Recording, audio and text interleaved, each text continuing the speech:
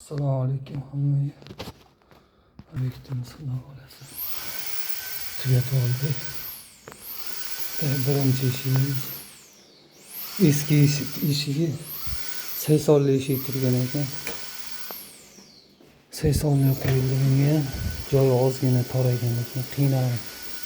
Sababi orqadagi ichidagi atkozi uklon qo'yilgan, kos qo'yilgan. Uklon debman, kos qo'yilgan. Ozgina qiynadi, endi iplar zamasga qo'ydik chekkasini. Undan qilib yopib berdikda. Daborni hisobida qilib. Zamoklarimiz magnit. Bu eshigimizni bo'yidan 6 santimetr kesib tashlaganmiz. Mana ko'rib turgansizlar, e'tibor bersalar. Bu eshigimiz past, bunisi balandda turibdi. Sababi joyimiz past bo'lgan. Tepada armaturalar, bir narsalar bor ekan, o'zi remont bitgan.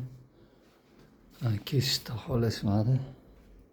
Eshikni kesib qo'ydik. Devorda qaranglar, devorda. Shunaqa ham qiyshiq bo'ladimi? Zamasga qo'ydik.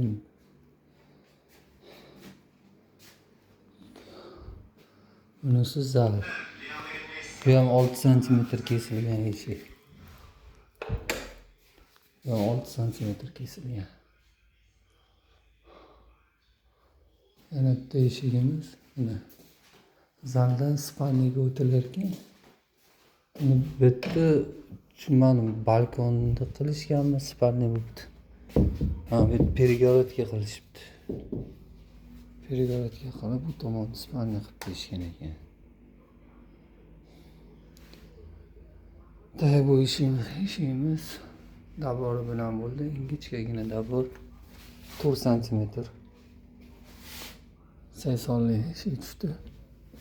Bu kesilmadi, butun tushdi bu. Razmerlari yaxshi ekan. O'sha aytgandek xohlagan poложениеda turadi mana. O'sha o'ri ko'pchilik aytadi, eshik ochilib yopilsa, qana poложениеga qo'yishdan qat'iy nazar eshik turishi kerak.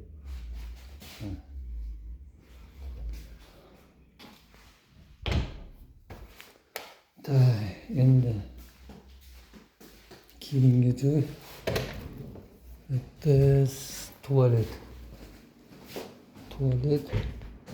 Tualet ham davori bilan bo'lgan. Besparoy bo'ldi. Kafel tekis paroyli kerakmi desam, yo'q, besparoy qilib beravering deyishdi. 12 santimetrlik davor bo'ldi. Va oshxona. Oshxonani eshigi.